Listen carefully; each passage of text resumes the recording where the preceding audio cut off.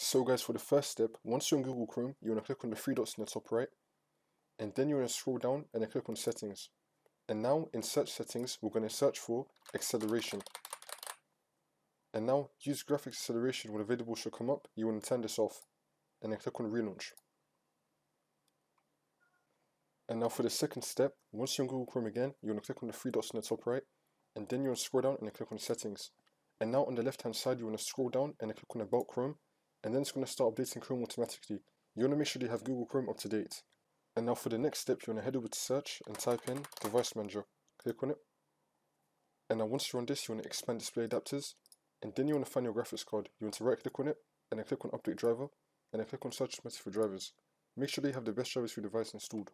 I'm also going to leave 3 links down below for NVIDIA, AMD and Intel. You want to download the software that comes with your graphics card. So for me, I have an NVIDIA graphics card and I downloaded GeForce Experience. So now once you're in your software, you want to click on the drivers tab and then click on check for updates.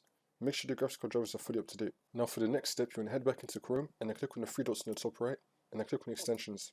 Click on manage extensions. If you have any extensions that you think may be causing a problem, you want to either delete it or disable it. Also, if you have many extensions and you don't want to delete them, you could just disable them one by one and then see which one's causing a problem. Now once you complete all these steps, you just want to restart Chrome. So open it back up again, and then the problem should be fixed. Now if the problem is still not fixed, now for the second method, you want to click on the 3 dots in the top right, head over to settings, and then you want to scroll down and then click on reset settings. And then click on restore settings to the original defaults, and then click on reset settings. And then you want to head over to search settings and type in acceleration. And then you want to tick use graphic acceleration when available again, and then click on relaunch, and then now your problem should be fixed.